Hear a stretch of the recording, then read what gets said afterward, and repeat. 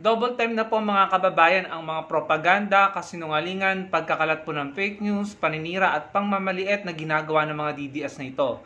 Pakinggan po natin yung sinabi niya at atin pong sapalpalin mga kababayan. Sagutin po natin dahil sa pagkakadinig ko po sa mga ibinahagi niya, puro po mali-mali ang sinabi niya at kasinungalingan po. Pakinggan natin ng ating pong masagot. May drug test daw sa APEC, Asia Pacific Economic Cooperation, na gagawin sa Lima, Peru. Dahil may drug test, hindi dadalo ang presidente natin.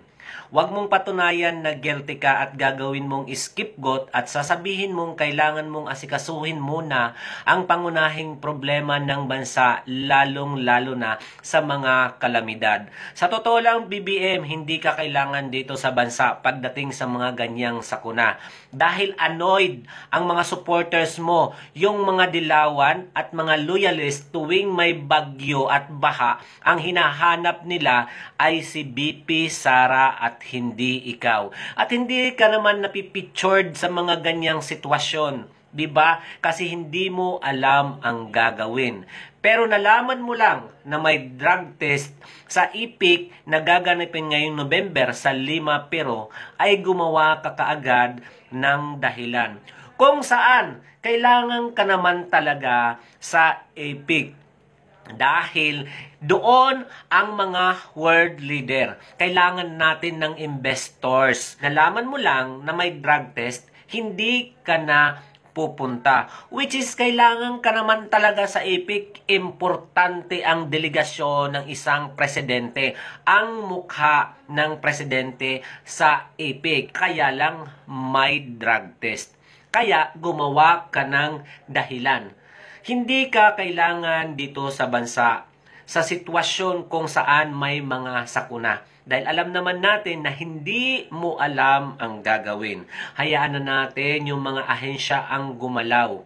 Ipaubayan na natin sila. Magpunta ka sa APEC kahit may drug test. Alam naman natin na hindi ka gumagamit at papasa ka naman doon. O baka natatakot ka. Ano yung kinatatakot mo sa drug test? Diba? Hindi ka naman po nagbibisyo, Mr. President. So, dapat dumalo ka. Yun po ang importante para makakuha tayo ng investors. Kaya, sa lahat ng mga loyalist at lahat ng mga dilawan, pinklawan, ipurso natin na dumalo sa IPIC si PBBM kahit may drug test. Ayun mga kababayan, yan po ang hirap sa mga DDS na ito. Kuda ng kuda pero wala pong basihan. Alam niyo po ba kung ano naging resulta ng mga kinuda niya? Ipapaliwanag ko sa inyo, patutunayan ko sa inyo na walang basihan yung mga pinagsasabi niya. Ano pong resulta ng ginawa niya? Inamplify na po ng mga kapwa niya DDS ang mga pinagsasabi niya na sinasabi nila sa mga live, sa mga content nila na kaya hindi dadalo ang Pangulong Bongbong Marcos Jr. sa APEC Summit sa Lima, Peru ay dahil daw po takot itong magpa-drug test. Yun po yung sinasabi nila. Isa sa katunayan na ikinalat na nila yan, inamplify nila, ito pong video na ito sa YouTube. So bakit po hindi totoo or ano yung patunay na hindi totoo ang mga pinagsasabi nito na kasinungalingan po ang kinakalat nila? Unang-una mga kababayan, ayun po talaga yung problema eh. Kumukuda ng walang basihan, ina-amplify, kinakalat ng mga troll at ng mga kapwa nila DDS hanggang sa nasisira po ang Pangulo o yung mga taong ginagawa nila ng content, no? Unang-una mga kababayan, dinibank na po yan ng Rappler. Sa mga hindi naniniwala sa Rappler, siguro naman pwede na kayong maniwala ngayon. Dinibank po yan ng Rappler, sinabi, pinaliwanag ng Rappler na kaya hindi dadalo ang Pangulong Bongbong Marcos ay dahil mas kailangan niyang pagtuunan ng pansin yung mga kababayan natin na nasalanta ng bagyo, Christine at Marce. Dalawang magkasunod po na bagyo ang dumaan sa Pilipinas, mas pinili niya na mag-focus doon kaysa umattend ng APEC Summit.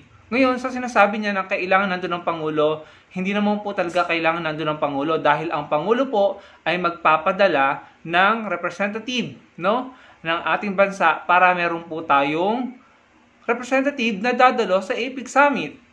Sabi po dito sa balita, PBBM to skip APEC Summit, taps DTI Chief as Philippine representative. So meron pong representative mga kababayan.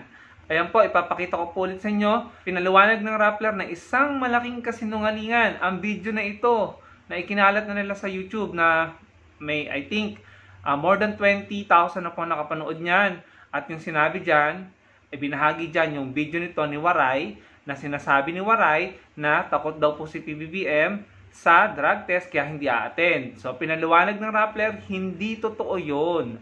Dahil ang sabi po ng Presidential Communication Office, ang reason ay mas gustong pagtuunan ng pansin ng Pangulo ang mga naapektuhan ng bagyo dito po sa ating bansa. Pero nothing to worry dahil meron po tayong representative sa APEC at yan nga po ang DTI Chief ng Pilipinas.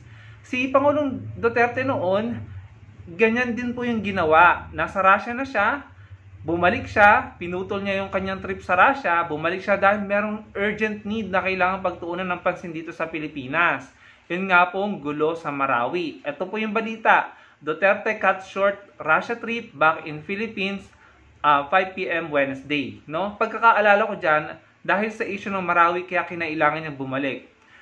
Tapos dito naman po sa case ni PBBM, kaya hindi siya atin ng APEC dahil meron nga pong kinaharap na pagsubok ang bansa natin, 2 bagyo, at mas pinili niyang pagtuunan ng pansin iyon. Ngayon, itong sinasabi ni Kawaray, no, na para sa akin isang kasinungalingan talaga, natakot daw po si PBBM sa drug test kaya hindi a-attend ng APEC, isa pong malaking kasinungalingan yan.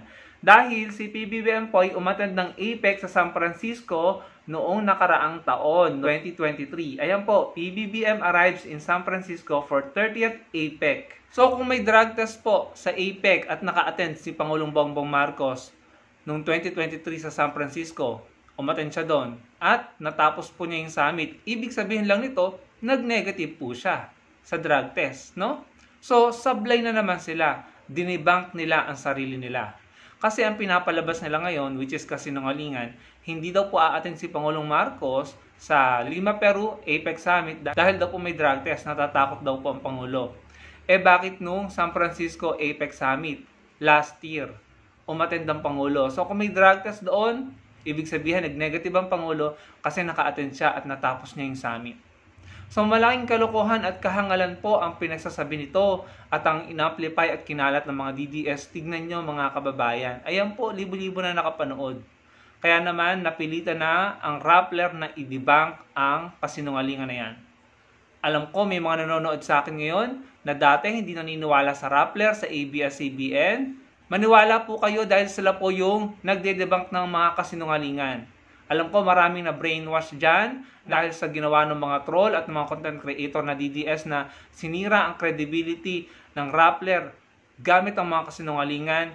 Maniwala po kayo sa sinasabi nila dahil ang binabalita nila ay galing din sa mga legit sources. Kagaya nito, sinabi nila na ang totoong reason kung bakit hindi makaka-attend si Pangulong Bongbong Marcos sa APEC Summit sa Lima, Peru ay dahil sa gustong pagtuunan ng Pangulo ang suliranin kalamidad dito sa bansa natin.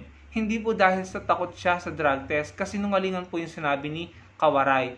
Ang reason na yan, ang impormasyon na yan ay galing po mismo sa Presidential Communication Office. At ginawa rin po ni Pangulong Duterte noon, kinailangan niyang putulin ang kanyang travel sa Russia dahil meron siyang kailangang pagtuunan ng pansin dito.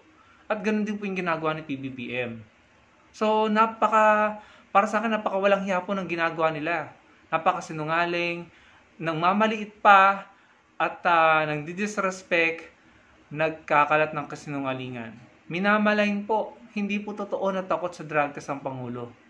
Ganun po yung ginagawa nila, sistema nila, at pinapakalat ng kanilang mga vloggers at ng kanilang mga troll at mga kapwa nila DDS. Sino pong nasisira? Yung Pangulo, yung bansa natin. Sino pong apektado? Tayo po. Tayo pong apektado, tayong mga Pilipino. Yan po ang inaatupag nila ngayon. Double time sila sa mga ganyang padale, double time sila sa pagkakalat ng malisyosong impormasyon, malisyosong pagtatanong, black propaganda, pagmamalain at fake news, mga kababayan. Talaga namang hindi ko po alam kung ano bang layunin ng mga ito sa mga ginagawa o anong napapala nila. Sila ba'y may natatanggap na bayad sa ginagawa nilang ganyan? Or talagang gusto lang nilang manira ng tao? ang lalakas pa po ng loob nila, talaga namang pinapakita nila yung mga pagmumukha nila, binabalandra nila, habang sila po ay nagkakalat ng kasinungalingan mga kababayan. Wala po kayong nakitang patunay or basihan na ipinakita itong taong ito. Puro kuda lamang niya, puro siguro haka-haka niya or opinion niya. Pero ako po, ipinakita ko sa inyo yung totoong reason kung bakit hindi aattend ang Pangulo ay dahil gusto niya mag-focus sa problema dito sa bansa natin. Yung epekto nga po ng kalamidad. At meron po siyang pinadala, DTI Chief, para representative ng Pilipinas, para hindi po natin ma-miss ang benefits ng APEC Summit na yon. At kung ang pinipilit nila, na takot po ang Pangulo sa drug test kaya hindi umattend, well, noong 2023, umattend po ng APEC Summit si Pangulong Bongbong Marcos Jr. At kung may drug test doon, ibig sabihin, nag-negative ang Pangulo dahil successful siyang umattend ng summit at natapos niya. So, napatunayan natin na kasinungalingan ang mga bintang nila. Mga kababayan, ang problema, daan-daan or milyon-milyon na po ang nakapanood ng video niya sa TikTok. Sa TikTok niya to in-upload, in-amplify sa YouTube. Ito po, in-amplify sa YouTube niyan at in-amplify sa Facebook ng ibang troll at iba pang content creator. At this point of time, I think mga 30 million na ang nakakita niyan. Unfortunately, tayo na nagdidebunk at nagpapaliwanag na hindi totoo ang mga pinagsasabi nila nito, tayo-tayo lang, ilan lang tayo nakakita. Kaya, napaka-importante po ng inyong paglalike sa mga video namin. Dahil yung paglalike nyo, nakakatulong po para maraming makakita ng ating pong paliwanag ng ating content. Para po, malabanan ang kasinungalingan ng mga ito. Makikiusap po ako sa inyo, huwag nyo pong i-download ang video ko, huwag nyo pong i-download ang video at i-upload nyo po sa ibang platform. Mali po yun, huwag nyo pong i-download. Kung gusto nyo pong ibahagi sa iba, ibahagi nyo na lamang po sa mga group chat nyo, sa mga messenger. Huwag nyo pong i-download tapos i-upload nyo sa Facebook or sa TikTok. Hindi po yung nakakatulong sa aming mga content creator. Matetegi po kami, mawawala po kami kapag yan ay ginawa nyo. Yung nire-upload nyo yung aming video sa ibang platform or dito sa YouTube. So, pakiusap, huwag nyo pong gawin yan. Ang pwede nyo pong gawin kung gusto nyo na mapalaganap ang aming content, mag-like lamang po kayo at mag-comment or i-share nyo yung link sa mga group chat nyo or sa messenger. Huwag nyo pong i-download at i-re-upload sa iba't ibang platform. Masama po yan. Pakiusap po. So, yun lang mga kababayan. Sana maraming makakita ng paliwanag natin para itong kasinungalingan na ikinalat ni Kawaray ay malabanan. At huwag nyo pong kalimutan yung paalala ko, huwag nyo pong i-download. No, nakikita ko na lamang, nagugulat na lamang ako, yung video ko ay nasa ibang platform na. Hindi po yun nakakatulong mga kababayan. Mali po yun. Maraming pong salamat sa panonood. At sana po ay makapag-comment kayo at malike yung video natin. At magkita-kita po tayo sa susunod kong video. Salamat po.